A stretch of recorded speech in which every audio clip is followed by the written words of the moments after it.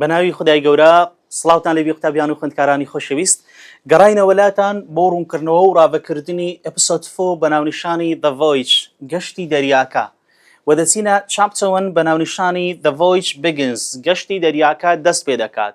بەر لەوە قوتابیانی خۆشەویست لەوانەی پێشوودا ئاماژەمان بەوەی داکەوە کاپتن سمۆڵێت گوتی ئەمن حەز بەو گەشتی دەریاییە ناکەم و کەیفم بە تاقمی دەریاییەکە نایێ و بە هەمان شێوە کەیفم بە مستەعاڕۆژ نایە کە یاری دەدەری بوو.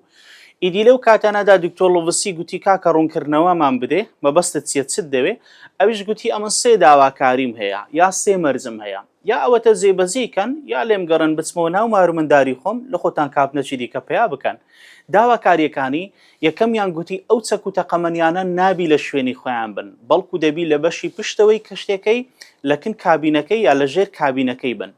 دووەمیان گوتی ئەو پیاوانەی کە ئاغا لەگەڵ خۆی هیناوەن جێگەی متمانن پێویستە لەوێ لەکن چەک و تەقەمەنیەکان بخەون و خاڵی سێ گوتی ئەو ماپە پێویستە بەنهێنی بمینێتەوە تەنانەت گوتی لە من و لە مستەعاڕۆژ کە یاری دەدەرما. ئەوانش داواکاریەکانیان جێبەجێ کرد بۆیە ئێستا گەشتەکەیان دەست پێ دەکات. جیم دەڵێت all night we were very busy تەواوی شەوەکە زۆر سەرقاڵ بوون. سەرقاڵی چ بوون؟ getting the ship ready to sail بۆی کەشتەکەی ئامادە بکەن و دەست بە گەشتەکەیان بکەن لە بۆ دوورگەی گەنجینە. The sun was just coming up چ کاتێک بەڕێ دەکەون ڕۆژ تازە پەیا بوو و دەرکەت بوو. When everyone moved to their places ready to leave the docks کاتێک هەموو تاقمی دەریایەکە هەریەکەوت چوە شوێنی خۆی و ئامادە بوون نشینگەکەی بەجێ بێڵن واتە ئەو شوێنەی کەوا کەشتەکەیان لێ ڕاگرتیە بەجێ بێڵن و بەڕێکەون لە بۆ گەشتەکەیان. Sing us a song, shouted one of the crew to Long John. بەر لەوەی گەشتەکەیان دەست پێ بکاتن یەک لە تاقمی دەریایەکەی دەڵێتە سڵڤەری سڵڤەر گۆرانێکمان لە بۆ برێ.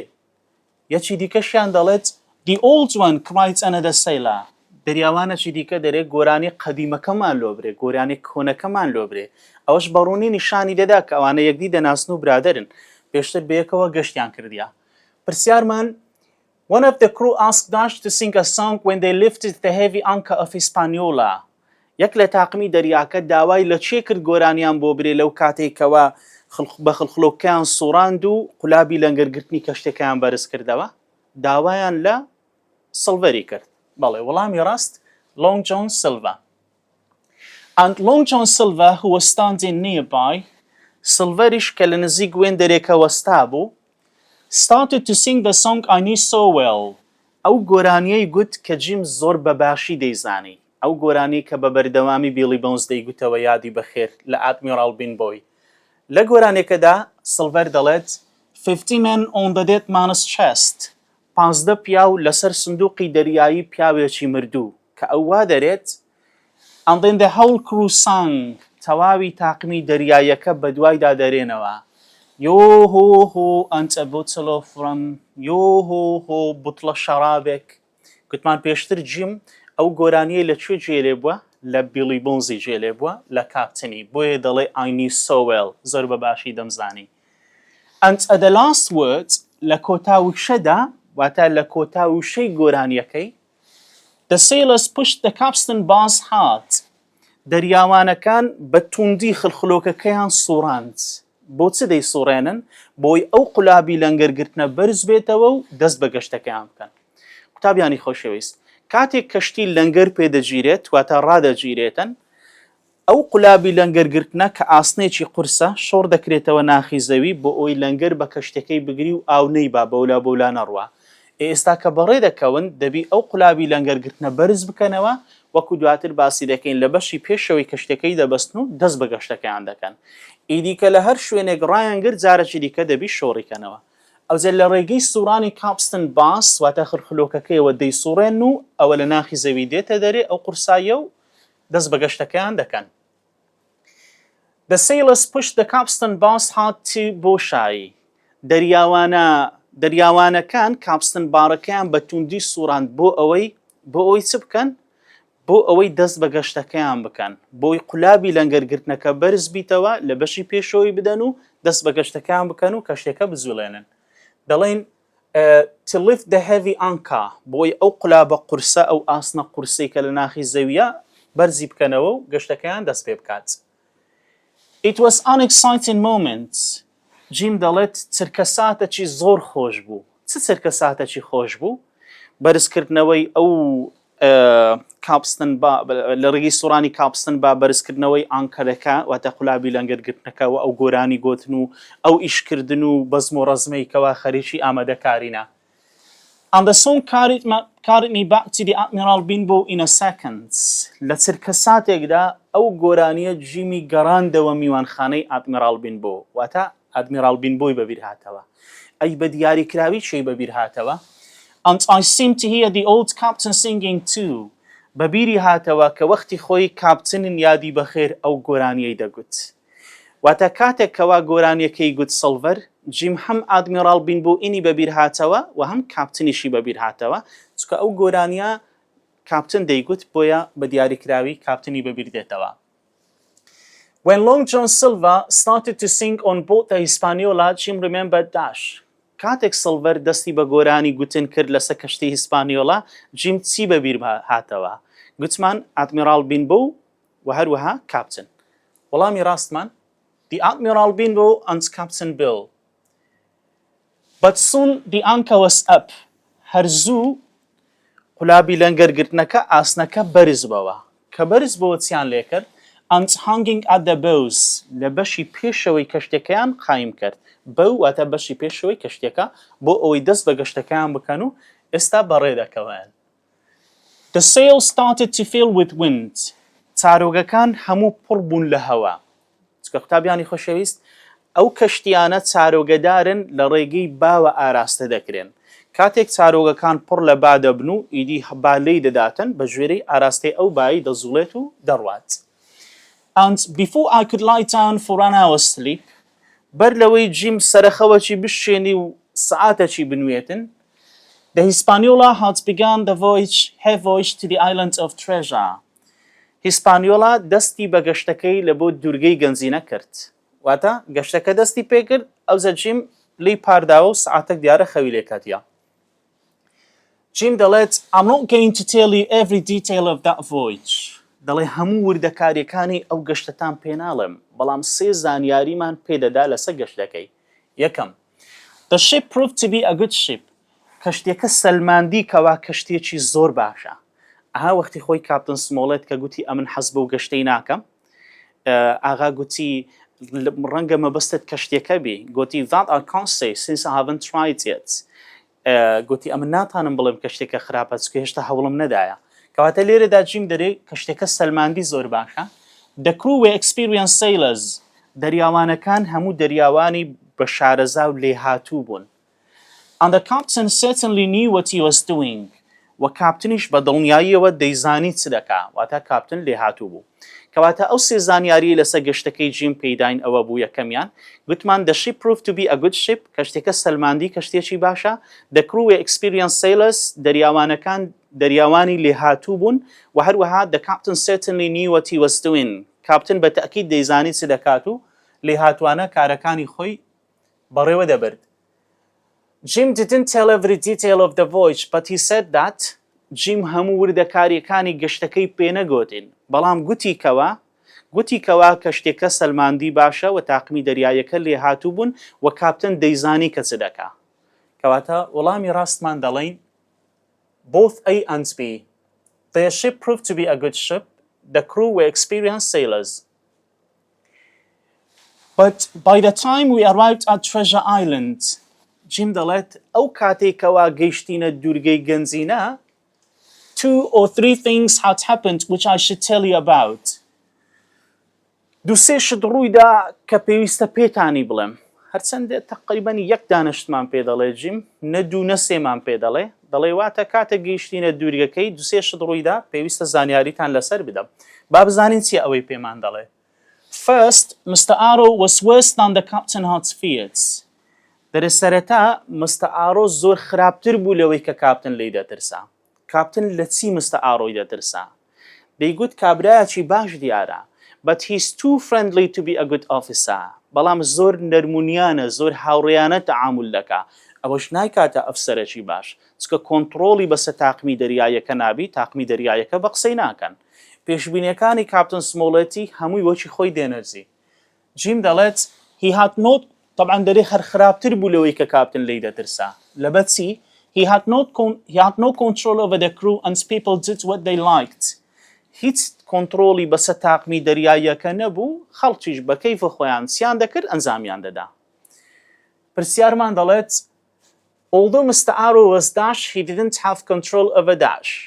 هەرچەندە Mr. Arrow پیشەی فرانەشت بوو بەڵام کۆنتڕۆڵی بەسەر بۆ شاوی نەبوو. پیشەی چ بوو؟ گوتمان ships mate یاخود ships officer. ئەدی کۆنتڕۆڵی بەسەر چ نەبوو؟ بەسەر تاقمی دەریایەکەی بەسەر کڕوو. وەڵامی ڕاستمان an officer the crew. The ship's officer Mr. Arrow یاریدەدەری کەشتیەکەی کە ناوی Mr. Arrowە کامە لەوانە لە بۆی دروستە was not able to choose the crew by himself. ئێوە کاپتن سمۆڵێت بوو گوتی ئەمن بەخۆم تاقمەکەم هەڵنەبژاردیە و ئیشی یاریدەدەری نییە تاقمی هەڵبژێری ئەوە غەڵەتە. was able to control over the crew. نەخێر بە پێچەوانەوە گوتمان unable نەیدەتوانی کۆنتڕۆڵی بەسەر تاقمی دەریایەکە نەبوو. was worse than the captain of Hispaniola had feared. ئەوە دروستە خراپتر بوو لەوەی کەوا کاپتنی هیسپانیۆڵا لی دەترسا. Then after a day or two at sea پاش یەک دوو ڕۆژ لە ناو دەریایە یعنی لە کاتی گەشتەکەیان چی بەسەر دێ Mr. Arrow. He began to act like a man who was drunk.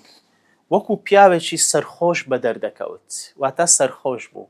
هەر بۆیە again and again he was sent below deck. بە بەردەوامی دەنێردرا ژێرەوەی کەشتیەکەی. بۆ لەبەر ئەوەی he couldn't work properly نەیدەتانی بە تەواوی کارەکان بەڕێوە بباتن. واتە ئەوە نەک هەر کۆنتڕۆڵی بەسەر تاقمی دەریاییەکە نەبووە بەڵکو کۆنتڕۆڵی بەسەر خۆشیدا نەبووە ئەویش لەبەر ئەوەی بەردەوام شەرابی خواردیتەوە. کاتەگە بپرسین بۆچی Mr. Arrow was sent below deck لەبەر ئەوەی he couldn't work properly نەیدەتانی وەک پێویست ئیش بکاتن. But no one knew where he could be getting the drink. جیم دەڵێ کەس نەیدەزانی ئەو کابرایە ئەو شەرابەی لە چێ دەینی چێ شەرابی دەداتێ. هەرچەندە لە بەشەکانی داهاتوومان ئاماژە پێ دەدەین کاتێکەوە جیم لە ناو بەرمی لە سێوەکەیە بۆی ڕوون دەبتەوە کە ئەو کابرایە ئەو شەرابەی لە چێ دەینی لە کاتی خۆی ئاماژەی پێ دەدەین.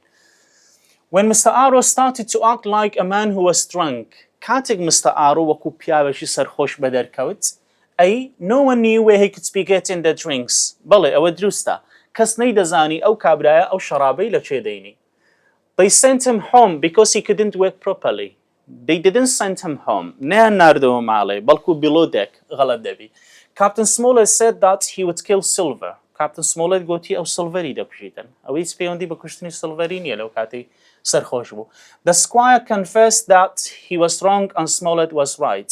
ئەوە لە پاشان کە بەدەر دەکەویتن کە سڵڤەر و کۆمەڵەکەی چەتەنە ئەو کاتی ئاغادان بەوەی دەدەنێت کە ئەو غەڵەت بوو کاپتن سمۆڵێت ڕاست بووە.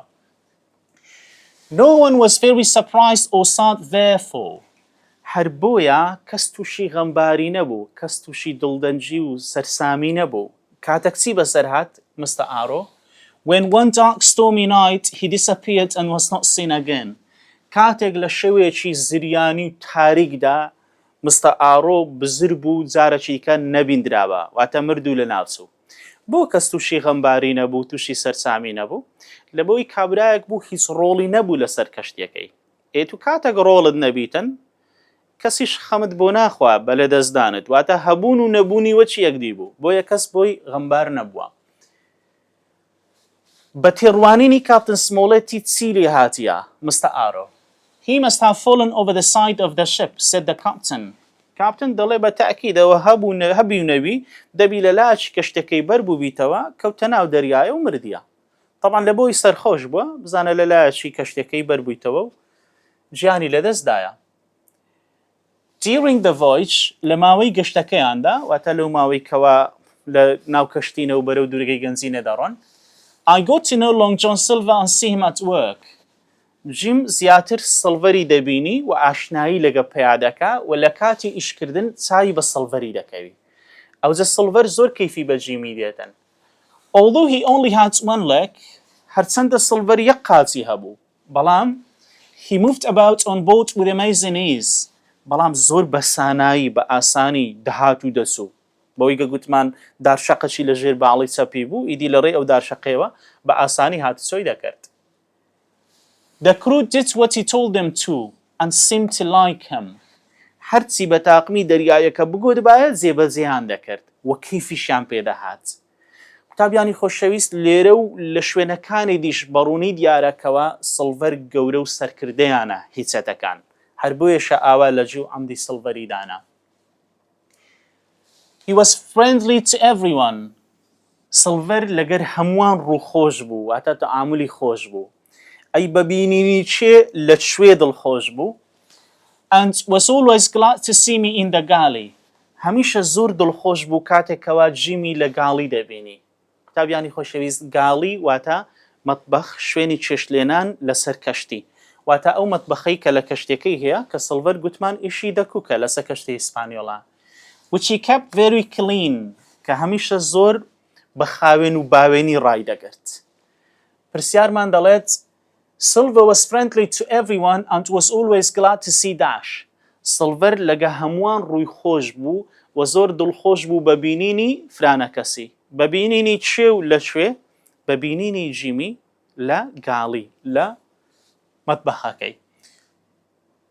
Hawkins, come and have chat with John, he used to say. بە جیمی دەگوت جیم هەموو جارێ لە خۆت وەرە لەگە مامە جۆنی دەمەتەقەی دەکەین قسان دەکەین دەخۆمان پێکەوە کەیفی بە جیمی دێتن. ئەجە چ بە جیمی دەناسێنیتن ئەو بە بەغایی پێدەناسێنی. دەڵێت Here is Captain Flint, named after the famous pirate. دەرێ ئەوەش کاپتن فلنتە کە بە ناوی کاپتنە بەناوبانگەکەی دەریایی چەتە کاپنەکەی دەریایی کرایتەوە. He pointed to the parrot he kept in a cage in the corner of the galley. ئاماژە لە بۆ بە بەغایەکی دەکا کە لە ڕوکنەچی ژوورەکەی واتە ژووری چێشتلێنانەکەی لە ناو قەفەسی دانایە. کەواتە قوتابیانی خۆشەویست ئێستا کاپتن فلنت بووە ناوی دوو شت یاخود شتێک و کەسێک. ئەویش کاپتن فلنت هەم ناوی چەتەیەکە کە وەختی خۆی لە وەسفی دەمانگوت He was the most dangerous pirate that ever sailed. لە مەترسیدارترینی ئەو چەتانە بووە کە هەتا ئێستا گەشتی دەریایی کردیا.